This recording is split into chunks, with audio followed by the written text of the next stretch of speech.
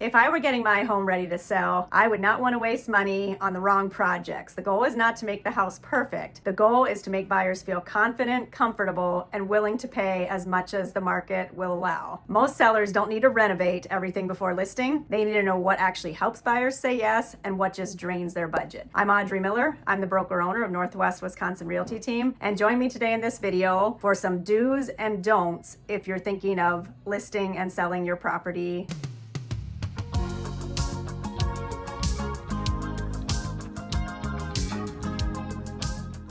All right, number one, do declutter. Don't remodel the entire house. If a space feels overcrowded, has too many personal items, or just feels too busy, it's hard for a buyer to picture themselves in that space. So declutter first. That's one of the biggest tips, and that actually helps a ton with the photography as well. And I guess I would say it like this: clear the space before you change the space. At least if you declutter, that can show you what maybe does need to be done or what doesn't need to be done. All right, number two, do update one or two mismatched items, but don't replace everything. For example, I had a listing appointment the other day, and the house has been updated quite a bit, kitchen cabinets, carpets, all of that, but the linoleum and the kitchen floor was still from probably about 30 years ago. It stands out as something different in that lakefront cabin. So in that case, the cost to get some laminate vinyl plank and get that installed is very minimal, especially because in this case, the seller was able to do the install himself. So when you walk in the front door, that new flooring is going to be quite a welcome into the house compared to the old linoleum that looked really dated. So that's one small thing. And in that case, there was also a couple of bedrooms that needed a fresh coat of paint.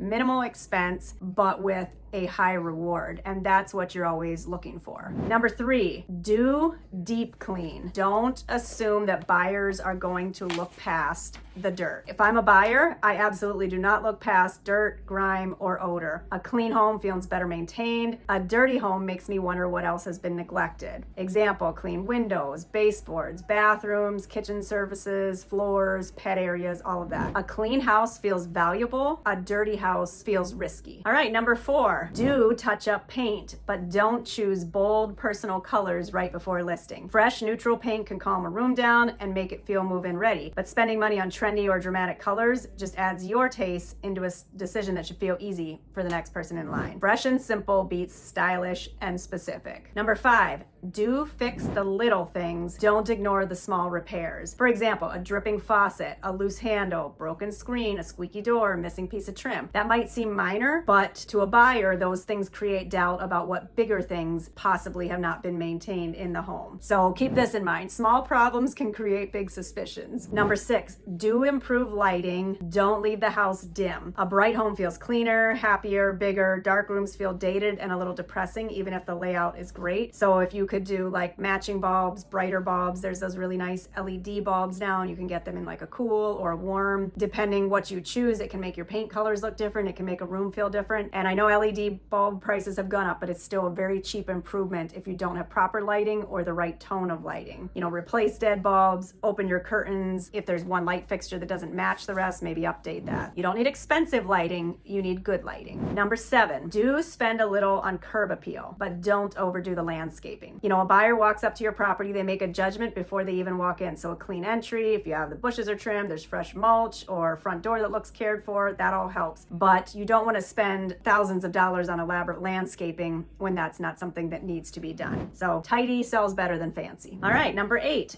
do clean or replace bad carpet if necessary, but don't install expensive flooring everywhere. If carpet is stained, smells bad, looks worn out, those things can hurt a showing. But putting premium flooring throughout the whole house right before listing is often overspending. So I would say fix what looks tired, don't over upgrade what is already acceptable, especially depending on how it fits in with the rest of your house. You don't want to kind of update one thing so that that stands out as having been updated, which makes everything else look older. You want it to kind of have a seamless feel throughout your home. Number nine, do stage for space and function, but don't over decorate. So people want to understand when they're coming to look at your house, like, how does the room work? Too much furniture can make a space feel small. Too much decor makes the home feel like it's yours instead of somewhere I could see myself as a buyer. Your goal is not to impress buyers with your decorating. Your goal is to help them picture their life in that home. Number 10, do invest in presentation. Don't cheap out on photos. This is where I come in, and this is a big one. I always hire a professional photographer because I know how important those photos are to the marketing. And I hire really good professional photographers. If the online photos are dark, if they're crooked or careless, people might not even schedule a showing. So many buyers are identifying their properties online, so that presentation and the photos are a huge thing. Great presentation online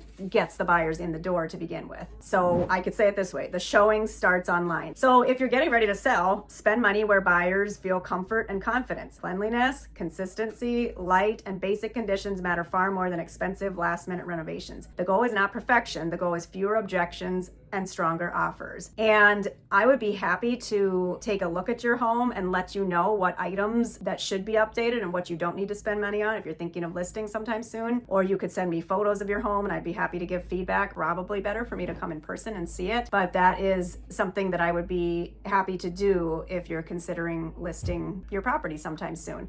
These little things can make a big difference, and since I talk to buyers every day and I know what they like and don't like, I feel like I can give some good advice on where it's worth spending the money and where it's not. But hopefully this list of do's and don'ts has at least gotten you on the right path, and feel free to reach out to me anytime. I love when my viewers comment on my site. You can subscribe, share my channel, and check out my other videos as well for other things about real estate in Hayward and just about living in Hayward, Wisconsin.